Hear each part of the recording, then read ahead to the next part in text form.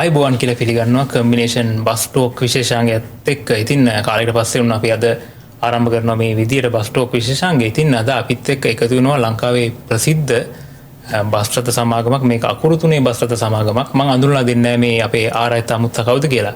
ඔබම කියන්න, ඔබ කවුද? ආයිබෝවන්. ආයිබෝවන්. මම ඌව පළාත් සහ මධ්‍යම පළාතේ මගේ ජනතාව හොඳ හැටි හඳුනන RAD මගී ප්‍රවාහන සේවයේ හිමිකරු RAD සේනකරන්දෙනිය. හරි, අපි ප්‍රවාහන ශේෂ්ත්‍රයට යන්න කලින් ඕන කෙනෙක්ට තියෙනවනේ ලොකු කතාවක් මේ ශේෂ්ත්‍රයට එන්න කලින් දුක් විඳලා ඇති ඕනි තරම් දේවල් වෙලා ඇතිනේ. අපි කතා කරලා බලමු. අපි කතා කරමු මුලින්ම ඔබතුමාගේ පවුල් පසුබිම. මගේ දෙමව්පියෝ දෙදෙනා බොහොම දුප්පත් අසරණ පසුබිමක් තිබෙන පවුලක පවුලේ වැඩිමලා වශයෙන් මට බාල සහෝදරියන් 4 දෙනෙක් ඉන්නවා. බොහොම දුක් ගැහැට ඇතුව තමයි අපි ජීවත් වුනේ. මගේ අම්මගේ උත්සාහය නිසා මගේ බාල සහෝදරයා වන RAD ජනක ඊළට උසස් අධ්‍යාපනය ලැබලා එයා දේශපාලනයට යොමු වුණා. එයා ඉතින් දේශපාලන වශයෙන් ලංකාවේ ජනාධිපති කෙනෙක්ගේ ලේකම් කෙනෙක් වශයෙන් උත් කෝට්ටේ මහනගර සභාවේ නගරාධිපති වශයෙන් උත් කටයුතු කරා. ඒ අතරතුරදී තමයි අපි බස් කර්මාන්තයට මුලපිරුවේ.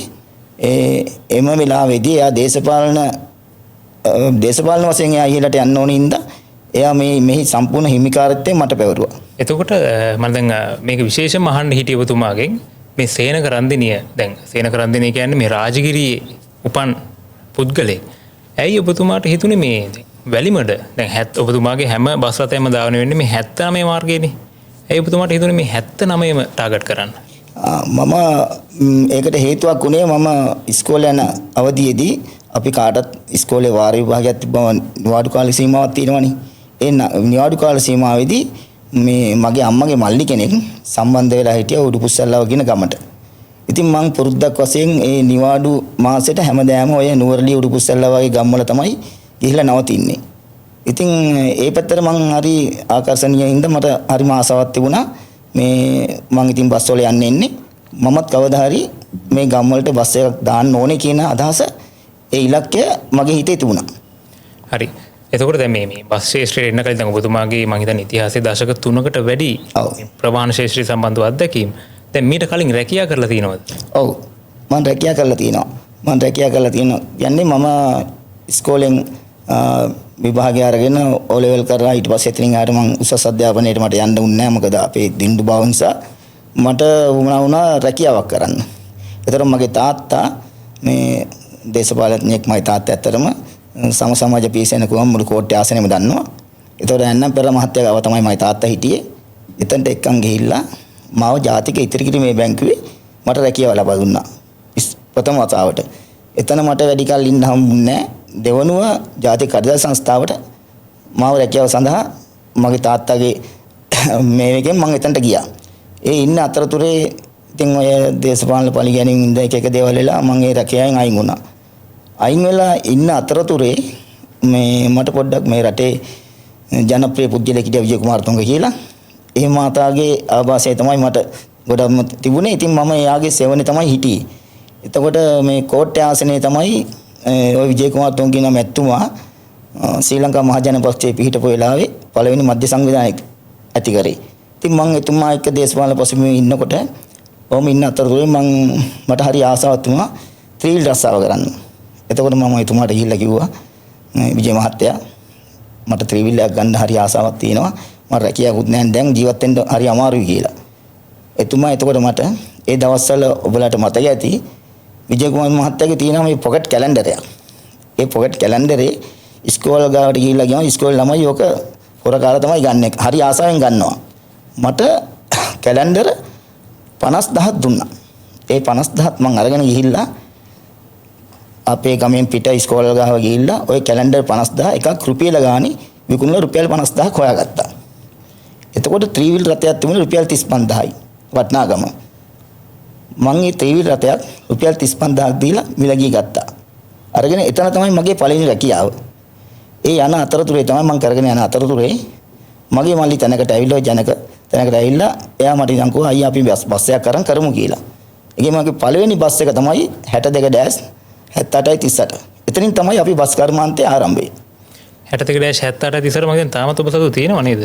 ඒ බස් එක තිබිලා දැන් ඒක ඉතින් දි รา පත් වෙලාම ගිහිල්ලා තින්නේ. ඉතින් අපි ඒ බස් විකුණන්නේ නැහනේ.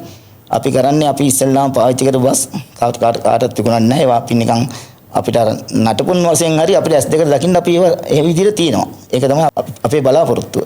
ප්‍රවාහන ශාස්ත්‍රයේ මේ දැන් ආපු ගමනේ දශක 3ක ආසන්න කාලයක් නේ ඔබතුමා මේ ප්‍රවාහන ශාස්ත්‍රයේ අත්දැකීම්. එතකොට දැන් මේ වෙද්දි බස් රථ කීයක් තියෙනවද? දැනට බස් රථ 20ක් පමණ තියෙනවා. අපි දැන් ඊට පස්සේ අපිට අර AC බස් ඉස්සෙල්ලාම තියෙන AC ආසන 28 වගේ පොඩි බස් තිබුණේ. ඊට පස්සේ NTC එක ඒ කියන්නේ ජාතික ගමනාගමන කොමිෂන් සභාව කිව්වා ආසන 42කට වැඩි බස් රථ ගේන්න කියලා ධාවනය කරන්න. ඊට පස්සේ අපි කරේ වැඩේ ආසන 42කට වැඩි බස් රථ ආසන 50යි ටාටා බස් රථ පහක් ඉස්සෙල්ලාම ධාවනයට යෙදුවා. ඒ යොදවලා ඉන්න අතරතුරේ මෙයාලා දැන් අර AC බස් රථ වල තියෙන පර්මිට් ටික ඒ කියන්නේ මාර්ගවල අතර ටික මේ බස් පහට සංශෝධනය කරලා දුන්නේ නැහැ. ඒ අතරතුරේ අපි ඉතින් කොහොම හරි දැන් ෆිනන්ස් එක ගව ගන්නත් එපැයි. දැන් මෙයාලා ගේන්න කිව්වනේ අපි ගෙනාවේ. ඉතින් මම ඒවා කොහොමත් නුවරඑළිය උඩුපුස්සාලා වැලිමඩ වගේ ගම් වලට ධාවනය කරා. ඒ අතරතුරේ මට කැඳවීමක් කරා. ඒකට ප්‍රාණ ඇමතිචි දලසල පෙරුම් මහත්තයා මට කැඳවීමක් කරා පාර්ලිමේන්තුවේ එයාගේ කාර්යාලයට එන්න කියලා. ඊට පස්සේ මම එතනට ගියා. ගියාම ඉතින් මං කිව්වා සර් දැන් මේමයි දැන් මම මෙච්චර කාලයක් මේ විදිහට මේක කරලා තියෙනවා මගේ බලපත්‍ර ටික දෙන්නේ නැද්ද? ගමනාගමන කොමිෂන් සභාවේ ඉල්ලීම පරිදි මම මේ බස් ගෙනාවේ. ඊට පස්සේ මොන හේතුවක් දන්නේ නැහැ. ඊට පස්සේ මෙයා මට දෙන්නම් කියලා හින්දලා පස්සේ එකපාරට මේක ටෙන්ඩර් එකකට ගියා. ටෙන්ඩර් එකට ගියාට පස්සේ ගමනාගමන කොමිෂන් සභාව ඉතිහාසයේම මම වාර්තාවක් තියලා තියෙනවා. මොකද මේ මාර්ගයේ ටෙන්ඩර් දාපු වෙලාවේ ලංකාවේ කිසිම බස් හිමියෙක් මේ ටෙන්ඩරේ ඉදිරිපත් වුණේ නැහැ. ඉතින් මට නිතරම තමයි හම්බුනේ. ඉතින් ඒක ගමනාගමන කොමිෂන් සභාව ඉතිහාසයේම මම වාර්තාවක් තියලා තියෙන්නේ. ඉතින් ඒකට හේතුව අනිත් බස් රථ හිමියන් දන්නවා මේ අවුරුදු ගාණක් මේ මාර්ගය මේ විදිහට ධාවනය කරේ මම කියලා. ඒකින්ද මගේ සහෝදර බස් රථ හිමියෝ කිසිම කෙනෙක් මේ ටෙන්ඩරේ ඉදිරිපත් වුණේ නැහැ. එම නිසා තමයි මට නිතරම මේ මාර්ගය ලැබුණේ. මං නිතරම ඔය කොළඹට යනවා එනවා. එතකොට ඔරුගොඩවත්තේ උතන ෂෙඩ් එකට එහා පැත්තේ මම දකිනවා නිතරම මේ බස් රථ ගණනාව තියෙන මම හිතන්නේ බස් රථ 8ක් 9ක් විතර තියෙනවා. පොඩක් බලද්දි මේක මේ RAD රාජගිරිය. ඇයි මේ බස් රථ අයින් කළා තියෙන්නේ? මේකයි. ඒ බස් රථ දැන් ඊට පස්සේ මම මේ ටාටා බස් රථ වලින් මං ලේලන් බස් රථ වලට මාරු වුණා. එතකොට ගමනාගමන කොමිෂන් සභාවේ අපිට මේ අලුතෙන් පර්මිට් එකක් දෙන්නේ නැහැ. අපිට බස් ගේන්න පුළුවන් පර්මිට් ලැබෙන්නේ නැහැ. ඊට පස්සේ මම මේ ටාටා බස් රථ පහේ තියෙච්ච ගමන් බලපත්‍ර තමයි ලේලන් බස් රථ වලට ආදේශ කරගත්තේ. ඒ පැරණි මන් දීපු බස් රථ තිය තමයි මම එතනේ ගාල් කරලා අයින් කරලා තියෙන්නේ. ඒ කියන්නේ ඒවා මේ ඔබතුමා කලෙක්ෂන් එක විතර තියනවා නැත්නම් ඒක මොකද්ද හේතුව කියන්නේ? තාම තියාගෙන ඉන්න හේතුව මොකද්ද? ඒවා මට ඉතින් මුදල් කරගන්න පුළුවන් විකුණලා නමුත් මගේ ප්‍රතිපත්තියක් තියෙනවා. මගේ ආරම්භය එතනනේ. ඉතින් උදේ හවස මම එතනට යනකොට ඒවා මගේ S2 දකිනවා නම් මට ඒක හරි සැනසීමක්. ඒකින්ද තමයි මම ඒ විදිහටම කෞතුක වස්තු වශයෙන් එතන තැන්පත් කරලා තියෙන්නේ. හරි. දැන් මේ වෙද්දී ඔබතුමා ධාවනය කරලා තියෙන මාර්ග මොනවද? මේ වෙද්දී මම කොළඹ උඩුකුස්සල්ලාව, කොළඹ වැලිමඩ, කොළඹ නුවරඑළිය ඒ වගේ මාර්ගවල දැන් මෙයා බස් රථ ධාවනය කරනවා. නමුත් මධ්‍යම පළාත වුව පළාතේ අහිංසක මගියන් වෙනුවෙන් මම කරපු එකම උදව්ව තමයි උඩුකුස්සල්ලාව වගේ මාර්ගයක කොළඹට එන මගියෙකුට කවදාකවත් උඩුකුස්සල්ලාවෙන් කොළඹට තනි බස් රථයක් තිබුණේ නැහැ. වැලිමඩ වගේ පළාතක මස්පන්න මැදවල ඔය පන්නල වගේ මාර්ගවල ඒ ඉන්න මගින්ට කොළඹට එන්න එක්කම වැලිමඩ ටවුමටම එන්න ඕනේ. නමුත් එකම බස් රථයකින් උඩුකුස්සල්ලාව මැදවල මස්පන්න වගේ නගරවල ඉඳන් කොළඹට එන්න තනි බසයක් ලබා දුන්නේ එකම පුජ්‍යලයා මමයි. දැන් නම් බොහෝ දෙනෙක් එහෙම බස් තියෙනවා ඉන්න කොළඹට. නමුත් ඒකේ නිර්මාතෘවරයා වශයෙන් මම අදටත් අහිංසක සතුටක් ලබනවා. මම මේ මගපාදෝ දින්දා තමයි අද ඔය ලංකා ගමනාගමන මණ්ඩලය සහ අනිකුත් බස් රථ හිමියන් කොළඹට බස් ධාවනය කරන්නේ. ඔබතුමාට මේක කොච්චර අදාළද කියලා මම දන්නේ නැහැ. මේ පර්මිට් බස් දුවන්න ඇත්තටම මේ චණ්ඩියෙක් වෙන්න ඕනේද? නෑ ඇත්තටම මල්ලි මේකයි මේක කරන්න ඇඟේ හයිය තියෙන්න ඕනේ. ඇඟේ හයිය නැතු මේක කරන්න බෑ. මොකද හේතුව කවුරුත් දන්න දෙයක් තමයි ওই බැස්ටියම් මාවත බස් නැවතුම්පල අපි ගමන් ආරම්භ කරන කොළඹ. ඕකේ තියෙනවා හැම බස් එකකම ගමන් ආරම්භ කරන රනල් පීස්කයක් කියලා එකක්. ඒ කියන්නේ ඔතන ඉන්නවනේ ටයිම් කීපර් අපේ භාෂාවෙන් කියන ටයිම් කීපර් කෙනෙක් ඉන්නවනේ වේලාන් සටහන් කරු. එයාට ඔය හැම බස් එකකම ගතවනාවක් දෙන්න ඕනේ. නිකන් ඒක කප්පම් වගේනේ.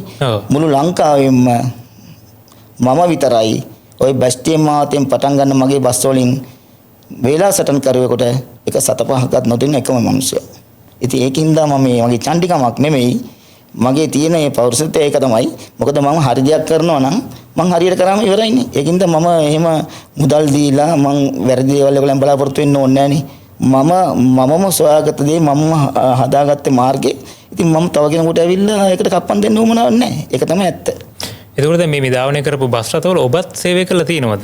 ඔව්. පළවෙනියටම මම තමයි 78 ජර්නි බස් එකක් තුන අපිට. මගේ ළඟම හිතවදා තමයි නිහාල් කියලා ඉන්නවා. දැන් තමයි යා මගේ කොළඹ මගේ බස් බලන මගේ ප්‍රධාන මෙහෙයුම් කල්මාකරු වශයෙන් ඉන්නේ එයා තමයි. එයයි මයි තමයි ඉස්සෙල්ලාම වැඩ කරේ. එයා ඩ්‍රයිවිං කරනවා මං කොන්දස්තර කරනවා එයා ඩ්‍රයිවිං කරනවා. ඒ වගේ කරලා තමයි අපි මේක බස් එක බස් 20ක් දක්වා මෙයා කරත් එයා තමයි මට පළමුවෙන්ම අත දුන්න පුද්ගලයා. ඔබතුමා දැන් ඇවිල්ලා ශේෂ්ත්‍රීය දශක 3යිනේ. ඒතර ওই කාල සීමාවේ තවත් කට්ටිය වැලිමුණ කොළඹ මාර්ගය දාවනේ වෙන්න ඇති. දැන් එකපාරම මේ RAD සෙමි දුවදුව ඉඳලා එකපාරම මේ AC බස් මම හිතන්නේ 5ක් නේ. ඔව් 5ක්. එකපාරම 5ක් දැම්මම ගොඩක් කට්ටිය ඉතින් පුදුම වුණා. ඇයි එකපාරම මේ AC වලට එන්න හිතුනේ? ඔව් මේකයි මම එතනට එන්න ඉස්සෙල්ලා මට තව පොඩි අමතක වීමක් තියෙනවා කියන්න. මේ අපි මේ ජාතික ගමනාගමන කොමිෂන් සභාවේ ටෙන්ඩර් වලින් තමයි දැන් බස් පර්මිට් දෙන්නේ. මාර්ග බලපත්‍රය. 7 වෙනි ටෙන්ඩරේ කොමිෂන් සභාවෙන් දැම්ම කදුරුවෙල පානදුර. ඒ ටෙන්ඩරේදී ඒකේ පළවෙනියට ටෙන්ඩරේ ලැබුණේ මටයි. ඒක මම 7,20,000ක් ටෙන්ඩරේට ගෙවලා අලුත්ම අශෝක ලේන් බස් එකක් ගෙනල්ලා බලපත්‍රය ලබාගෙන මම පළවෙනි දවසේම කදුරුවෙල ගියා. කොළඹ සිට කදුරුවෙල ගියා. කදුරුවෙල යනකොට එහෙදී උතුරු මැද පළාත් සභාවෙන් කිව්වා ඔයාට මෙහෙන් ගමන් වාර දෙන්න බෑ කියලා මට එතන පොඩි ප්‍රශ්නයක් ඇති වුණා. ඊට පස්සේ මම කොළඹ ඇවිල්ලා ජාතික ගමනාගමන කොමිෂන් සභාවට ඇවිල්ලා එවකට එතන හිටපු දාවනාංශයේ ඉහළ නිලධාරියක් වන මම මේ නම් ගම් කියන්නේ ඒ සම්පූර්ණ වකීම් මම බාර අරගෙන. ඔතන සම්බන්ධ වකීම් ගන්නවා. සම්පූර්ණ වකීම් බාර ගන්නවා. සෙරින් කියලා මිස් කෙනෙක් හිටියා ඒ දවස්වලම. ඒ මිස්ට මම මේ ප්‍රශ්නේ කිව්වට පස්සේ ඒ මිනිස් මට කිව්වා සේනක මේක මට හරි ප්‍රශ්නයක්. මේ කෙලින් මේ ඇමතුමාගෙන් මට බේරෙන්න බෑ. මම කවුද මිස් ඇමතුමා මේ ලසන්තගේ ඇමතුමාගේ කෙනෙක් නේ මේ ටෙන්ඩරේ පස්වෙනියට හිටියේ. ඔයාටනේ පළවෙනියට හම්බුනේ. ඒකින්ද දැන් එයාට නොලබුණේ හින්දා මේක ඔයාට දුවන්න බැරි තත්ත්වයක් උදා කරලා තියෙන්නේ. ඒකින්ද ඔයා පොත්පත් බාර දෙන්න කියලා මට කිව්වා. ඊට පස්සේ මම බලපත්‍ර ටික ඒ මිස්ටර් සෙරින් මිස්ටර් බාර දුන්නා. ඉතින් ඒ මිස්ලාත් අසරණයි. ඇත්ත වගේම මේ මිස්ලා අසරණයි. මේ මිස්ලාට ඊළින් එන නියෝගින්ද ඒ මිස්ලා රාජකාරී හරියට කරන්න බෑ. ඊට පස්සේ මම මේ පොත්පත් බාර දීලා මම ආවා. ඊට පස්සේ නැවත ටෙන්ඩරයක් ගියා හයිපොරස්ට් කොළඹ. හයිපොරස්ට් කොළඹ. ඒ ටෙන්ඩරයත් මම ඉදිරිපත් වුණා. මොකද මම ඒකට ඉදිරිපත් වෙන්න හේතුව මම උඩුපුස්සල්ලාව කොළඹ බස් එක දුවනකොට ওই උඩුපුස්සල්ලාව රාගලට සම්බන්ධයි හයිපොරස්ට් කියන නගරය. ඔහේ මිනිස්සු එනවා. එතකොට මේ මම දුවනින්දා තවත් කෙනෙකුට උමනාවක් තිබුණා ඔහෙන් බස් එකක් ගේන්න. ඒ උමනාව තිබුණේ කාටවත් නෙමෙයි. ඒවකට හිටපු ඇමතුමා සීබී රත්නායක ඇමතුමාගේ මස්සිනාට උමනාවක් තිබුණා හයිපොරස්ට්ෙන් කොළඹට බස් එකක් දාන්න. ඊට පස්සේ ওই ටෙන්ඩරේට මං ඉදිරිපත් වුණාම ඒ ටෙන්ඩරේ පළවෙනි දෙවෙනි දෙකම ලැබුණේ මට. ඊට පස්සේ මම එතනටත් ගිහිල්ලා ওই සෙරිමි සම්බේලා ජාතික ගමනාගමන කොමිෂන් සභාවේ මට බලපත්‍ර ලබා දුන්නා. මම හරි විදියට බලපත්‍ර දෙක අරගෙන දවස් දෙකයි හයිපොරස්ට් දුවන්න හම්බුනේ. ඊට පස්සේ අර විදියටම උතුරු මැද පළාත් සභාවේ වගේ මධ්‍යම පළාත් සභාවෙන් මට නම් කිව්වා ඔයාට මේ නැවතුම්පල පහසුකම් දෙන්න බෑ කියලා. ඒකට හේතුව අර මං කියපු ඉස්සෙල්ලා ඇමතුමාගේ මස්සිනාට ඒ මාර්ග බලපත්‍රේ නොලැබීමයි. මේ සත්‍ය කතාවක්. ඒ බස් දෙක ඊට පස්සේ මං සෙරින් මිස්ට ගිහලා එදත් ඒ කතන්දරේ ගිහම සෙරින් මිස් එදත් කිව්වේ මම මොනා කරන්නද සේනක මේ ඇමතුමාලාගේ වැඩ හින්දා කියලා කිව්වා. මගේ පොත්පත් ලේබල් බාරගත්තා. ඒ සෙරින් මිස් දුන්නු ලෙටර්ස් දෙක අදත් මං ගාව තියෙනවා. ඒ බස් දෙක තාමත් මල්ලි එකයි මම ඔයාලට කිව්වේ ඒ බස් දෙක තාමත් මගේ මේ මාලිගාවේ යාඩ් එකේ අන්න තියෙනවා දි รา පත් වෙලා. ඔව් මම දැක්ක බස් රථ දෙක මම හිතන්නේ ටාටා බස් රථ යන. ටාටා බස් දෙක තාම තියෙනවා. ඔය වගේ ගොඩක් අසාධාරණ මට වෙලා තියෙන්නේ. ඊට පස්සේ ආයෙත් දැම්මා නුවරඑළියෙන් 60 පාරෙන් කොළඹට ටෙන්ඩරයක්. නම්බර 18 පාරෙන්. ඒ ටෙන්ඩරේට මම ඉදිරිපත් වුණා. ඒකෙත් ලැබුණේ පළවෙනියට මට. ඊට පස්සේ මට ටෙන්ඩරේ ප්‍රදානය කරන්න නැතුව ටෙන්ඩරේ වහලා දැම්මා. ඔය වගේ ගොඩාක් දේවල් මට කරා. මොකද එයාලට අවශ්‍ය මිනිස්සුන්ට දෙන්න බැරි වුණ හින්දා මට නිත්‍යානුකූල වශයෙන් ලැබිච්ච දේවල් ඔක්කොම මට නැති කරලා තියෙන්නේ. මට ලක්ෂ ගාණක් පාඩු කරලා තියෙන්නේ. ඒකින්ද මට මේ ලොකු අසාධාරණකම් ගොඩක් වෙලා තිනවා.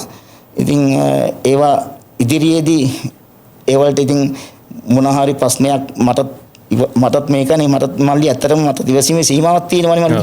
ඒතකොට දැන් මම කල්පනා කරන්නේ අපිට වැරදි වැඩක් වුණායි කියලා අපේම වැරදි වැඩක් වුණොත් ලංකාවේ නීතිය අනුව නීතියට අපි යටත් වෙන්න ඕනේ.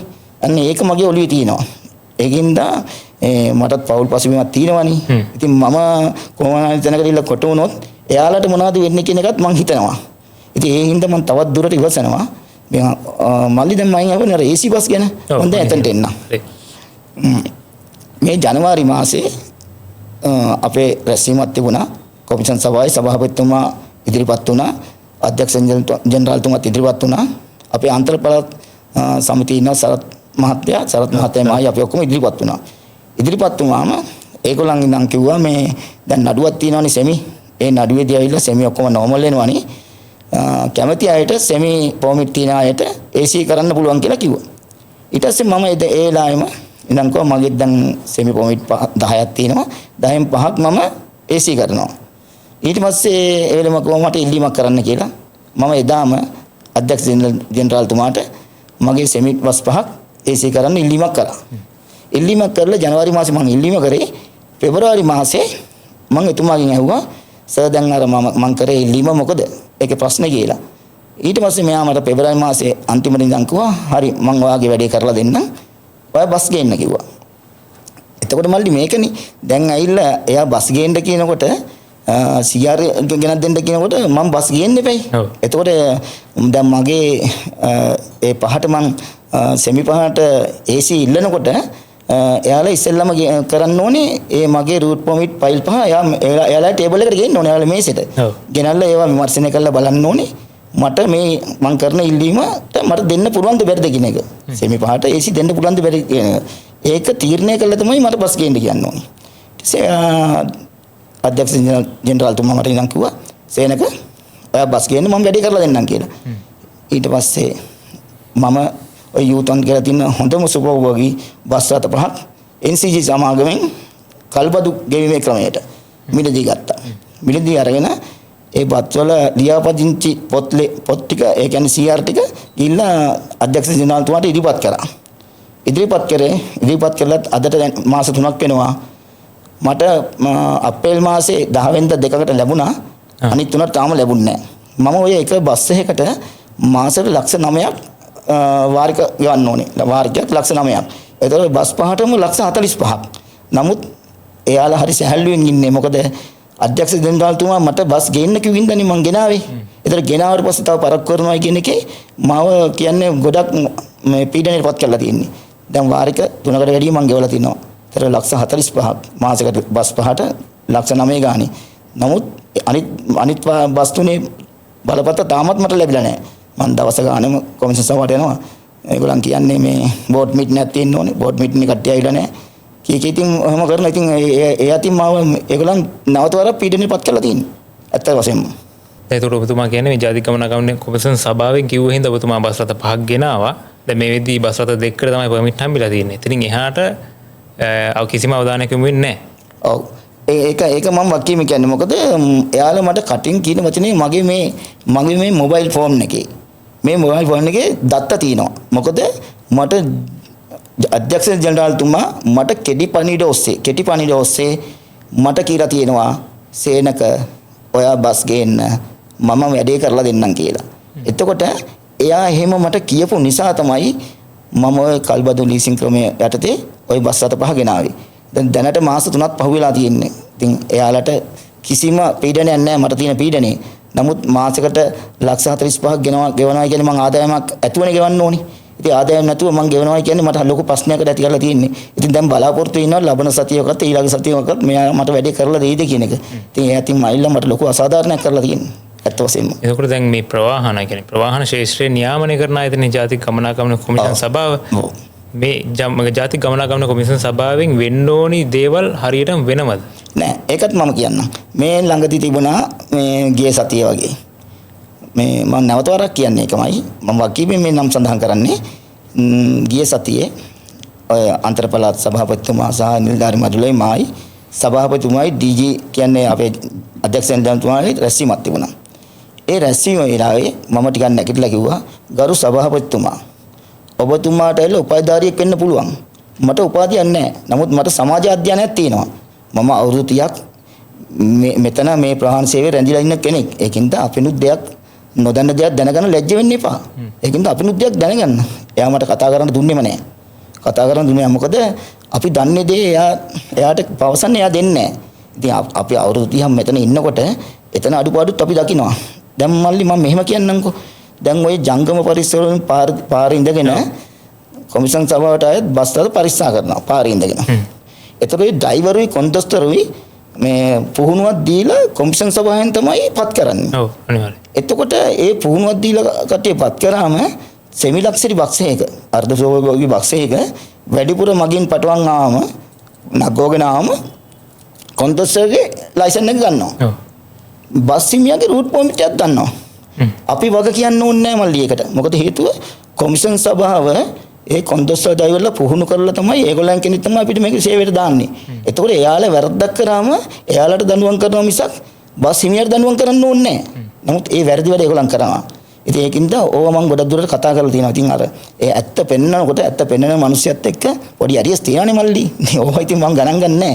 ඉතින් ඒකයි මම කිව්වේ අපි දන්නේ දේවල් අපිනුත් උපදෙස්ටියක් ගන්න ලැජ්ජ වෙන්න එපා. අපේ තියෙන සභාජන්ත්‍යයෙන් ප්‍රයෝජන ගන්න. ඉතින් ওই වගේ වල තියෙන ඒ වගේ වැඩ තියෙනවා. ඉතින් ඕවා කියන්න ගියොත් ගොඩක් මෙතන කල් වේලා මට දුර්ලභකම් තියෙනවා. මම නැවත වරක් කියන්නේ මේකයි. මම බස් ස්ටේෂනට එනකොට මෙතනට එනකොට අවුරුදු 30කට වැඩි ඉඳන් මම මෙතන. මම එන දවස්වලම හිටියා මේ ඉහළ පරිපාලනධාරීන් දෙපළක්. එක්කෙනෙක් සෙරින් අනිත් එක්කන ආලෝක. මේකයි ඉතින් එයාලා ඇත්තටම අසරණයි. අසරණයි කියන්නේ එයාලා දෙන්න හොඳටම දන්නවා මගේ පසුබිම. එයාලා දෙන්නෙන් හෘද ශාස්ත්‍රයේ අනුව වගියුත් ඇහුවොත් ඇත්තටම 100 200 මට අසාධාරණයක් වෙලා තියෙනවා කියලා එයාලා කියන්න සූදානම්. ඒක මම දන්නවා. නමුත් එයාලත් අසරණයි. උඩින් එන දේශපාලන පරිගැනීමෙන් හින්දා එයාලට කරන්න දෙයක් නැහැ. ඒකින්ද මගේ පසුබිම දන්නේ මේ දෙන්න තමයි හොඳටම. මොකද හේතුව ඉතින් මම වරින් වර මේ දෙන්නත් එක්ක ගැටලා තියෙනවා. මොකද මම ගිහිල්ලා ඇමතුමාට සභාපතිතුමාට කියන්නේ නැහැ මට වෙන අසාධාරණයි.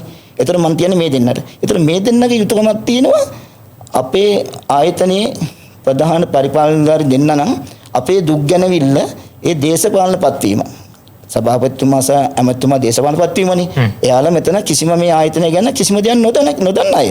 මේ ගැන දන්නේ අපේ දුක වේදනාව දන්නේ මේ පරිපාලනධාරී අර මේ දෙන්නා තියෙන වැරද්ද මේ අපිට වෙන අසාධාරණය මෙයාලට හරියට පැහැදිලි කරලා දෙන්නේ නැහැ. ඔන්න ඕක තමයි තියෙන වැරද්ද. නැත්තම් ඒ දෙන්නගේ එච්චර මේ මට කියන තරම් ඇඟිලි දික් කරන තරම් ඒ දෙන්නම හිතාමතා මට දේවල් කරලා නැහැ. ඒ දෙන්නට කරන්න සිද්ධ වෙන්නේ ඊට බලපෑම උඩ. ඒකත් මම කියනවා. හරි මේ දැන් නම් වශයෙන් ඔබතුමා මේ වක්කීම අරගෙන තමයි ප්‍රකාශ කරන්නේ. ඔව් වක්කීම. ඒ කියන්නේ මට ඔප්පු කරන්න දේවලුත් තියෙනවා. නැතුව නෑ. හැමදේම තියෙනවා. ඉතින් මල්ලි ඔයා බලන්න මල්ලි දැන් මම ඉන්න හොඳයි. දැන් අර හයිපරස් බස් දෙක. උදාහරණයක් මම මේ කියන හයිපරස් බස් දෙක. මම බස් දෙකකුත් ගෙනලා අලුතෙන්ම. පොමිටුත් තරන ඔක්කොම කරලා මට මේ පොමිට් දෙක දුවන්ට සලස්සලා දෙන්න ඕනේ NTC එකනේ. ඒතර මධ්‍යම පළාත් සභාවෙන් ඒ නැවතුම් පළ පහසුකම් අරන් දෙන්න ඕනේ ජාතික ගමනාගමන කොමිෂන් සභාව. ඒගොල්ලන් ටෙන්ඩරේ දැම්මේ. නමුත් එතනදී මට නැවතුම් පළ පහසුකම් ලැබුණේ නැහැ මධ්‍යම පළාත් සභාවෙන්. එතකොට මට පොත්පත් බාර දීලා යන්න කියන එක නෙමෙයි වැඩි. අදටත් මගේ බස් දෙක මම ඉස්සෙල්ලා කිව්වා වගේ මගේ මාළිගාවත්තේ අංගනේ දි รา පත් වෙමින් තියෙනවා. ඉතින් මට කෝටි ගානක අලාභයක් වෙලා තියෙන. ඉතින් මම ඉඳන් හොඳයි වෙන කෙනෙකුට නම් මේ කකුල් දෙකෙන් හිටගෙන ඉන්න සත්‍යයක් නැති වෙනවා. මම පුදුම විදිහට ඉවසගෙන ඉන්නේ. මොකද මගේ දෙමව්පියෝ මට කියලා තියෙන දේවල් මට මතක් වෙනවා. මම මේ දේවල් කරන්න ගියොත් ඒ ප්‍රතිඵලත් මම දන්නවා. අර ඉස්සෙල්ලා කිව්වා වගේ රටේ නීතියක් තියෙනවනේ. ඉතින් ඉවසීමෙත් මගේ සීමාවක් තියෙනවා මල්ලි. ඉතින් මම තවත් මේ ඉවසනවා. ඊට වැඩිය මට කියන්න දෙයක් නැහැ. හරි මම මේ ප්‍රශ්නෙත් අහන්න කැමතියි ඔබතුමාගේ. දැන් ඔබතුමා සතුව මම හිතන්නේ මේ වෙද්දී අර්ධ සුභෝභෝගී බස් අත කීයක් තියෙනවද ඔබතුමා? මට තියෙනවා මාර්ගවලත් 10ක් මල්ලි. හරි. 10න් තමයි මම 5ක් තමයි ඉල්ලුවේ සුභෝභෝගී කරලා. ඒ කියන්නේ AC කරලා. ඊටු බස් රථ 5 එහෙම මංගාව තියෙනවා. ඒක මම ධාවනීය දෙනවා. ඒ 5ක් තමයි මම AC කරන්න ඉල්ලලා තියෙන්නේ. දැන් ඒකට සෙමියට තේ ධාවනීය වෙන මාර්ග මොනවද? සෙමිය වගේ ධාවනීය වෙන්නේ කොළඹ නුවරඑළිය, කොළඹ උඩුසැල්ලාව, කොළඹ වැඩි මට. අර්ධ සුභෝභෝගී නැත්නම් සෙමි ලක්ෂරි කියන එක දැන් කාලෙට ඕනිද? මේකයි දැන් කාලෙට ඕනේද කියන එක ප්‍රශ්නේ මේකයි. දැන් ඕක ඇවිල්ලා එකපාරට ඇවිල්ලා මේ උසාවිය මාර්ගයෙන් උනත් ඔය ගමනාගමන කොමිෂන් සභාවට ඕක එකපාරට නැති කරන්න බෑ.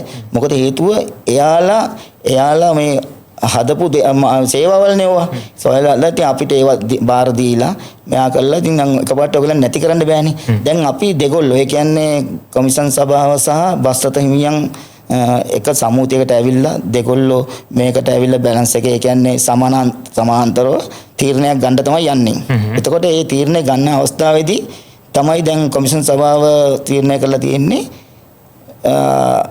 සෙමි බස් වලට අර්ධසභාවේ බස් වලට මේ AC පර්මිට් දෙනවා කියලා. ඉතින් ඒක තමයි දැන් ඉන්න කට්ටිය තමන් දුවන බස් එක නෝමල් බස් එකක් වෙනවට අකමැති හින්දා තමයි ඒ සෙමි බස් එක AC බස් එකක් බවට සේවාව සංශෝධනය කරන්න යන්නේ. ඕක තමයි හේතුව. ඒ කිව්ව හින්දා තමයි මුතුමත් බස් රථ පහක්. ඔව්. ඒ හින්දා තමයි මම මලිට කිව්වේ ජනවාරි මාසයේ රැස්වීමේදී මම කිව්වා මගේ 10න් 5ක් මම AC කරනවා කියලා. ඒ වෙලෙම සභාපතිතුමා කිව්වා අධ්‍යක්ෂතුමාට ඉල්ලීමක් කරා. මම ඒ වෙලෙම ඉල්ලීම කරා. පෙබරවාරි මාසයේ අධ්‍යක්ෂ ජනරල්තුමා මට කිව්වා බස් ගේන්න කියලා. ඉතින් මම බස් ගෙනාවා. ඉතින් මම තාම බලන් ඉන්නවා. ඉතින් මට දෙකකට දීලා තියෙනවා. අනිත් තුනට තාම ලැබුණේ නැහැ. ඉතින් මම මේ ලීසින් ගෙවනවා ඔක්කොම කරනවා. ඉතින් මාව ලොකු අමාරුවක දාලා ඉන්නේ. මම නැවතත් කියන්නේ ඒකයි. ඉතින් සම්පූර්ණම මේකට වක් කියන්න ඕනේ අධ්‍යක්ෂ ජනරල්තුමා. මොකද එතුමා මට බස් ගේන්න කියලා මේක විමර්ශනය කරලා වැඩක් නැහැ මල්ලි.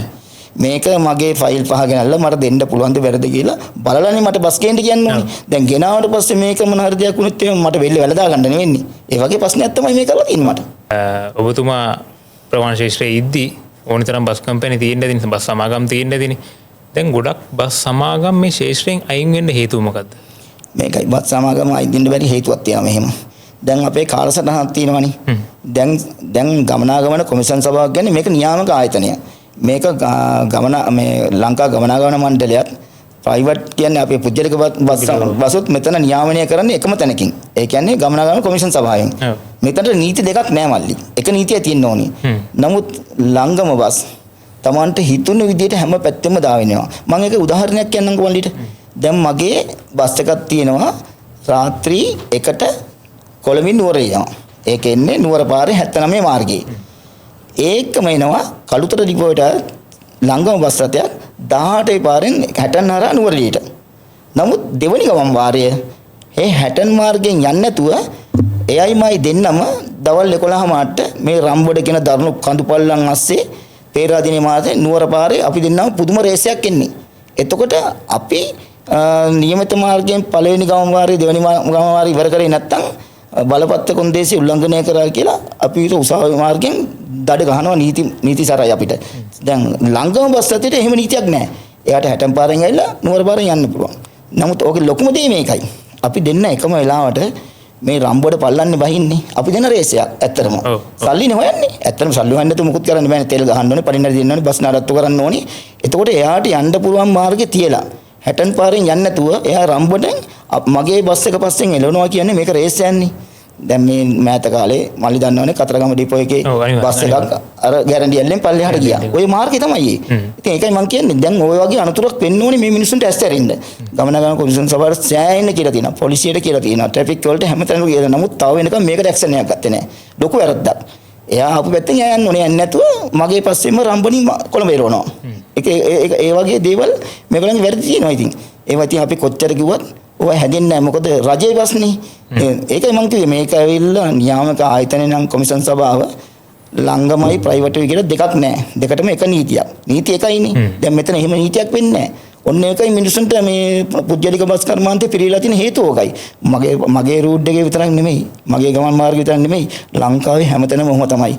මිනිස්සු බොහොම අමාරුවෙන් රූට් එක හදා ගන්නවා. මල්ලි මිනිස්සු හදා ගන්නවා. දැන් බලන්න මම ඔය මැදවලින් උඩුපුසල්ලාවෙන් මස්පන්නේ මම බස් දැම්මා.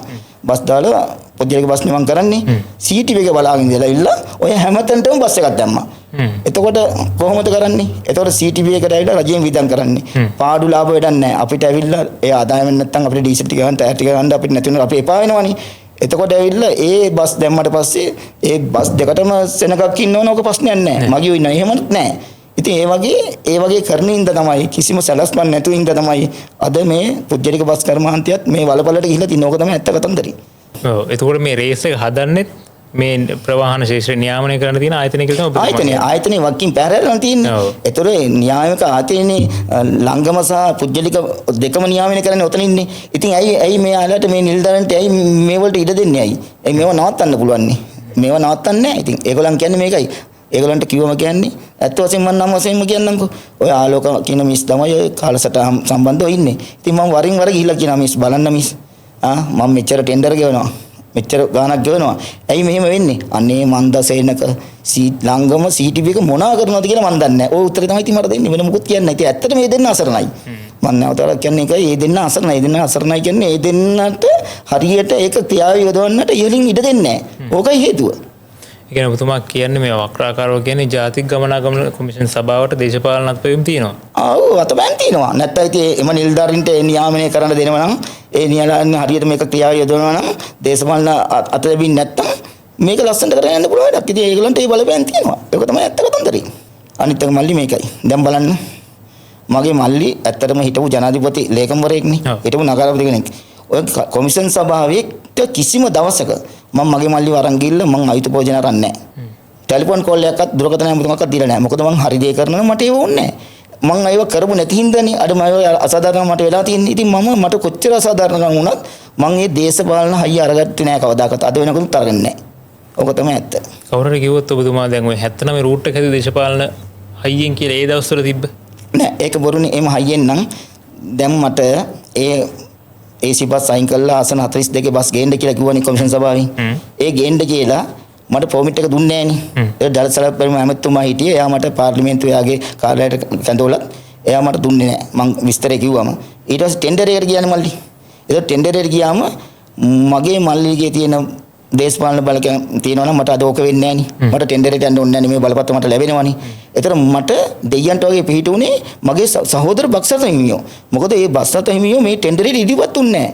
ඒගොල්ලන් ගන්නවා අවුරුදු 30 ගාණක් දුක් විඳගෙන බොහොම අමාරුවෙන් තමයි මේ රෝඩ් එක සේනකయ్య කියන පුජ්‍යලේ හැදුවේ. අපි මෙතන ගිහිල්ලා මේකට රිංගනවා කියන්නේ අපි කරන්නේ ලොකු වැරදි වැඩක්.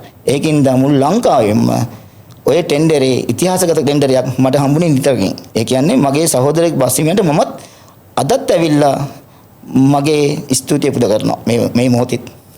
හරි. එතකොට දැන් මේ සේනකయ్యට දැන් වයස කීයද? මගේ වයස කියන්න ගියොත් ඔයගොල්ලන් කවුරුත් පිළිගන්නේ නැහැ. මොකද දැන් ඔබතුමා ප්‍රවාහන ශාස්ත්‍රයේ දශක 3ක් කියන අවුරුදු 30. ඔව්. ඉතින් මගේ වයස කියන කිව්වත් කවුරුත් ඔයගොල්ලන් කිසිම කෙනෙක් පිළිගන්නේ නැහැ. මොකද හේතුව දැන් මගේ වයස ගොඩක් වෙලා තියෙන්නේ. ගොඩක් දුරට ගිහිල්ලා තියෙන වයස. අවුරුදු 30ක් මෙතන හිටියයි කියන්නේ. ඉතින් බලන්න ඉතින් පොඩි දරුවෙක් නෙමෙයි උතන්ට ආවේ. සාමාන්‍යයෙන් තාම 50ක වගේ පෙනුමක් තියෙන්නේ. 50ක වගේ පෙනුමක් දැන් හිතන්න ලොකු දෙයක්. ඒකයි ඉතින් මට ඒකයි කියන්න තියෙන්නේ මේ මට වෙච්ච අසාධාරණේ මේ අපේ බස් පුජ්‍යලික බස් කර්මාන්තේ ඉන්න තවත් කෙනෙකුට නම් හිණිකින්වත් වෙන්න එපා. ඒ වේදනාව දුක වේදනාව මම දන්නවා. ඒ දන්නේ හින්දා මම කියන්නේ මට උනාට වෙන කිසිම කෙනෙකුට නම් වෙන්න එපා. ඔව් ඔබතුමා දැන් කිව්වේ මේ ඒකට මාත් එකඟ වෙනවා. මොකද මාත් දැකලා තියෙනවා ඔය ප්‍රයිවට් එකකින් රූට් එක හැදුවට පස්සේ ළඟමින් ඔබන කතාව මාත් දැකලා තියෙනවා. ඔබතුමාගේ මොනවාද අනාගත බලාපොරොත්තු? දැන් මගේ අනාගත එකම බලාපොරොත්තු මේකයි. වැලිමඩ උඩුපුස්සල්ලාව නුවරඑළිය මස්පන්න වගේ ප්‍රදේශවල ජනතාවට එකම බස් රථයකින් පළවෙනි වතාවට කොළඹට එන්න ගමන් පහසුකම් සැලසුවේ මමනේ. දැන් ඉතින් මගේ මේ මාර්ග පෙන්වීම උඩ ලංගම සහ පුජ්‍යලික බස් රථයන් ඒ මාර්ග ඔස්සේ කොළඹට එනවා. ඒකට මම සතුටු වෙනවා. මොකද ඒකෙන් ප්‍රයෝජන ගන්න අහිංසක මගේ ජනතාවනේ. ඒ ගැන මම අහිංසක ආඩම්බරයක් මගේ තියෙනවා. ඉතින් මම දැන් හදන්නේ මේකයි. ඒ වගේම ඔය යූතන් කියන බස් එක හොඳ සුපර්වෝයි බස් රථයක්. ඔය කෝටි 5මාරක් විතර වටින බස් රථයක්. දැන්ටම මම නුවරඑළියටයි වැලිමඩටයි ඔය බස් දෙකක් ධාවනය කරනවානේ. ඉතින් වැලිමඩට ප්‍රථම වශයෙන් ඔය වගේ ඔකට කියන්නේ සැප නැව කියලා කියන්නේ වලට. මම තමයි ඉස්සෙල්ලාම ඔය මාර්ග ධාවනයට දාලා තින්නේ. මගේ බලාපොරොත්තුව ඉතිරි බස් තුනක් උතන්ට දාලා මගේ පොමිට් අනිත් පහක්. පොමිට් 10ම ඔය වගේ සැප පහසු බස් 10ක් වැලිමඩ නුවරඑළිය මිනිස්සුන්ට ඌව පළාත් සහ මධ්‍යම පළාතට ලබා දෙනවයි කියන අදිෂ්ඨානයේ ඉලක්කය තමයි මම ඉන්නේ. එතකොට දැන් මේ බස් රථ වලට දැන් ලෝඩ් එක ඉන්නවා. ඔව් දැන් මට ඇත්තටම හොඳයි. මේ කියන්නේ අපි දෙයක් කරනකොට අපි බොරු කියන්න ඕනේ නැහැනේ. පාඩුවේ කියන්න ඕනේ. පාඩුව නම් මිනිස්සු මෝඩයද මේ පාඩු පිට කරගෙන යන්නේ. පාඩු පිට කරන්නේ මෝඩයෝ නේ. ඉතින් පාඩු නම් මාසයක් දෙයක් කරලා අවුරුද්දක් කරලා විකුණලා දානවනේ. ඒක බොරු කතන්දරයක් නේ. බස් වලින් පාඩු වෙන්නේ නැහැ. ඒක හරියට කරන්න ඕනේ. හරියට කරන්නේ පළවෙනි දේ මේකයි. පළවෙනි දේ රියදුරු සහ කොන්දොස්තර අවංක වෙන්න ඕනේ. අනිවාර්යයෙන්. ඒ දෙන්න කල්පනා කරන්න ඕනේ අපි මොන දේ කරත් ඉස්සෙල්ලාම හිමිකරුව බේර ගන්න ඕනේ කියලා. හිමිකරුව බේරලා තමයි දෙයක් කරන දෙයක් කරන්න ඕනේ. ඉතින් සාමාන්‍යයෙන් මං ගාව ඉන්නේ අත්‍තරම ඩ්‍රයිවර්ලා කොන්දොස්තරලා නම් හිතනවා ටිකක් ඩීසල් වලට මෙච්චරක් යනවා. නඩත්තුරු මෙච්චරක් යනවා. සෙනගයට අපි මෙච්චර ආදායමක් ගෙනත් දුන්නොත් තමයි මේක රැක ගන්න පුළුවන්. එහෙම නැතුනොත් මේක රැක ගන්න බෑ. මේ එහෙම කොට්ටාසයක් ඉන්නවා. ඉතින් ඒකින්ද ඕකේ වගකීම තියෙන්නේ මාව රැක ගැනීමේ වගකීම තියෙන්නේ. ඉතින් මම රැකුණොත් මේ කර්මාන්තය කරන්න පුළුවන්. ඒ මංගාව වැඩ කරන සේවකයෝ තමයි ඕක හිතන්න ඕනි. එහෙම හිතනවා නම් අපි කාටවත් වරදින්නේ නැහැ. ඇත්ත කතන්දරේ ඕක තමයි. එතකොට දැන් RAD රාජගිරිය ගුණාත්මක මගී සේවයක් ලබා දෙනවද? ඔව්. අනිවාර්යයෙන්ම. හරි. එතකොට දැන් ඔබතුමා සතු දැන් ඉන්න සේවකයෝ ඔබතුමාට විශ්වාසයි? ඔව් මට විශ්වාසයි මේකයි. ඉතින් මම ළඟ ඉන්න සේවකයෝ ඉතින් මේකයි ඉතින් තිස්සෙම මුදල්නේ අතර එන්නේ. උදේ හවස මුදල් එන්නේ. මුදල් අතර එනකොට ඉතින් මේ සාමාන්‍යයෙන් මුදල් වලට කවුද ආස නැත්තේ. ඉතින් එහෙම දේවල් තියෙනවා. ඉතින් මම තිස්සෙම මගේ සේවකයන්ට කියලා තියෙන්නේ ඔයාලා හැම දෙයකට ඉස්සෙල්ලා මාව රැක ගන්න ඕනේ. මම රැකුණොත් විතරයි මේ ව්‍යාපාරය කරන්න පුළුවන්. එතනින් එහාට මාව රැකෙනවා නම් මට ප්‍රශ්නකුත් ඇති වෙන්නේ නැහැ. අනිත් එක ඇවිල්ලා මේ හරි විදියට මේ රාජකාරී කරගෙන යන්න ඕනේ. දැන් අනිත් එක මම දැන් මේ අලුතෙන් ඔය දාලා තියෙන AC බස් වලට ඇත්ත වශයෙන්ම මගේ පරණ ඩ්‍රයිවර්ස්ලා ගෝලිය කවුරුත් නැහැ. මොකද මම අලුතෙන්ම කට්ටියක් තමයි අරගෙන දාලා තියෙන්නේ. එයාලා තමයි මෙහෙම කරන්නේ. ඉතින් අනිත් එක මේ මම මේ වෙලාවේ ස්තුතිවන්ත වෙන්න ඕනේ මේ NCC සමාගමේ අධිපති නිකුර ගේරු මැතිතුමාට. මොකද එතුමා තමයි මට මේ ගෙවීමේ පදනම් මත මේ බස් ලබා දුන්නේ. මොකද බස් රථ පහක් කියන්නේ කෝටි 27ක් වගේ මුදලක් මගේ ළඟ නැහැ. ඉතින් සුළු කොටසක් දීලා ඉතුරු එක ගාගෙන යන්න තමයි මම මෙහෙම කරේ. ඉතින් මේ අවස්ථාව මට ලබා දුන්නේ එතුමා තමයි. ඉතින් මගේ පළවෙනියෙන්ම මගේ හෘදයාංගයේ ස්තුතිය මම එතුමාට පුද කරනවා. අවසාන වශයෙන් ඔබතුමාට මොනවද කියන්න තියෙන්නේ? මල්ලි ඔයාට මතකයිද අපේ රටේ 30 සාප යුද්ධයක් තිබුණා. ඒ කියන්නේ මෙලෙච්ච කොටි ත්‍රස්තවාදීන් මේ අහිංසක මිනිස්සුන්ව සමුල ඝාතනයක් කරා. ඒකේ හොඳම වේදනාව මට තියෙනවා. මොකද මං ජීවත් වෙන සප්මයිපෙස ගමේ මං එකට හිටපු මගේ හොඳම මිත්‍රයෝ ගණනාවක් බෝම්බයකට අසු වෙලා එකම තැනදී මිය ගියා. ඉතින් ඒ වේදනාව මට තාමත් තියෙනවා. අනික මල්ලි ඔයාලට මතක ඇතිනේ මේ අනවිරුව කරපු සේවය. මගේ මේ හැම බස් එකේ මේ කියන්නේ උඩුපුස්සැල්ලා වැලිමඩ නුවරඑළිය හැම බස් එකකම ওই රණවිරුවන් නොමිලේ තමයි ප්‍රහාණය කරේ. ඒක මේ රටේ මිනිස්සු දැනගන්න ඕනේ. මම ඒ වගේ කරන අතරතුර කොටි ත්‍රස්තවාදී මට රණතරජන කරා මේව නවත්තන්න කියලා. නමුත් මම ඒකකටවත් සැලුන්නේ නැහැ මල්ලි. මම මේ යුද්ධය අවසාන දක්නතුරු ඒ දේ කරා. ඒ වගේම තමයි පාසල් දූ දරුවන් අහිංසක ළමයි ඉන්නේ මගේ හැම බස් එකෙම මම ප්‍රහාණය කරන්නේ නොමිලේ. ඉතින් ඒක ලෝකයක් දැනගන්න ඕන දේවල් මම කරපු දේවල් මේ හොඳ දේවල්. නමුත් මගේ මව් ආයතනය ජාතික ගමනාගමන කොමිෂන් සභාව ලොකු අසාධාරණකම් කරලා තිනවා. ඒ වෙන මම තින් විට වගකියුත්තන්ට කියලා තිනවා. නමුත් අද වෙනකන් මට සාධාරණයක් වෙලා නැහැ. ඒකින්ද මම මේක අවස්ථාවක් කරගන්නවා. මට වෙච්ච මේ අසාධාරණය ඉදිරියේදීවත් වයයුතු නිලධාරීන් විසින් පූර්ණ විමර්ශනයක් කළා මට සාධාරණයක් කරලා දෙයි කියා. එපමණයි මල්ලි මට කියන්න තියෙන්නේ. හරි. ඉතින් ඔබතුමාගේ ප්‍රවාහන කර්මාන්ත ප්‍රවාහන ශේෂ්ත්‍රයේ තව තවත් ඉදිරියට දියුණු වෙනවා කියලා අපි දියුණු වෙන්න කියලා අපි ප්‍රාර්ථනා කරනවා. ඉතින් බොහොම ස්තුතියි අපිත් එක්ක සම්බන්ධ වුණාට. ඉතින් අපි අපේ ඊළඟ බස් ස්ටොප් විශේෂාංගයත් එක්ක එකතු වෙමු. ඔබට සුබ දවසක්. මට මේ අවස්ථාව ලබා දීම දැන් ඔබතුමාලට මම බෙහෙම ස්තුතිවන්ත වෙනවා.